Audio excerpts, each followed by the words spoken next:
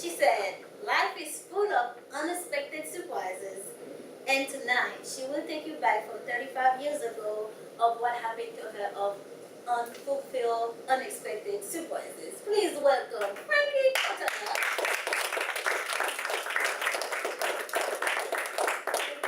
Toastmaster guests and fellow members.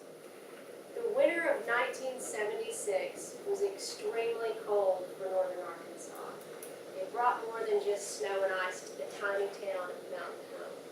It also brought the incredible news to my parents that they were expecting a baby.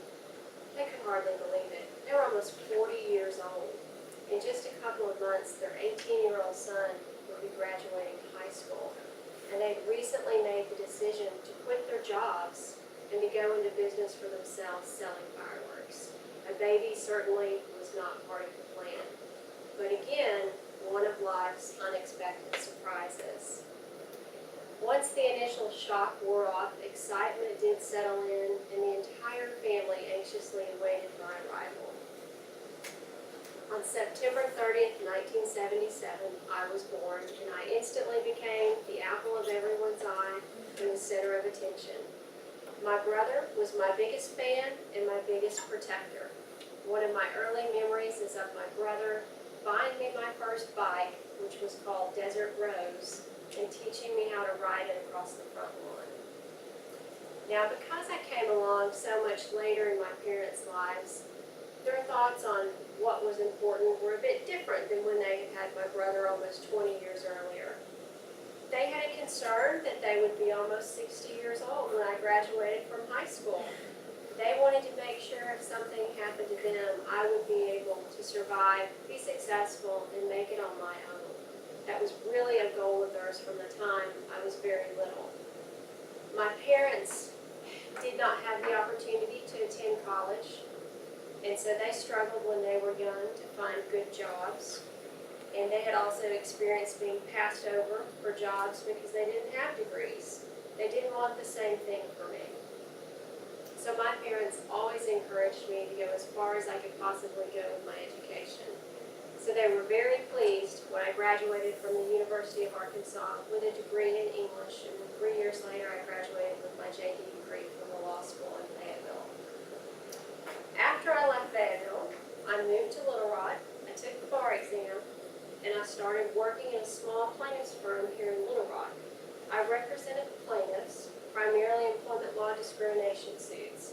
I loved the area of the law, but unfortunately when you represent plaintiffs, they usually don't have any money, so you take most of your cases on a contingency arrangement.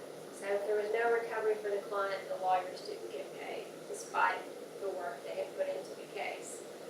So after about 4 years, I decided I would start looking for another legal opportunity that would provide a more stable income and also more growth and advancement opportunities for my profession. I was extremely lucky. The stars all aligned at the right time, and I landed a job as in-house counsel with Windstream, which is where I'm currently at today, 7 years later. Now, after I settled into my role at Windstream, feeling pretty good about it, I decided it's time to start working on phase 2 of my life plan. Can anybody guess what that might be? Family. Looking for a husband.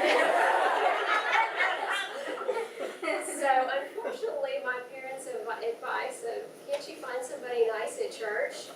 That just had not worked out. So I decided to turn to the internet, which I think made them panic. But I assured them I would be very careful. I do have to admit, I met some very questionable people. But I decided to stick in there, give it one more try. I didn't want to be single the rest of my life. And I remember looking through Match.com and seeing a picture of a man sitting on a rock looking out at the ocean. And I thought to myself, that looks like a really nice guy. That's what I'm looking for. His name was Chris. I read his profile, and despite the fact that he was a native Yankee that had recently moved from New Hampshire and relocated to Little Rock, I decided to go for it. So I sent Chris an email, and over the course of perhaps a week or so, we exchanged a few emails. first meeting was actually not even planned. I'd gone out with some girlfriends and had gotten stuck at a bar and wanted to leave. So I was feeling pretty brave and decided I'll just text this guy, see how serious he is, and see if he'll come pick me up. He did, and we ended up talking for hours that night. Now, unfortunately, the very next morning he left for a week-long ski vacation. But true to his word, he called me every single night of that vacation. So when he came back into town the following week, we had our first real date. Again, it's one of those days that last all day, hours and hours, and you got something special. And I'm very happy to be able to tell you that actually this Friday, we'll be celebrating our 5th wedding anniversary. So it did work out.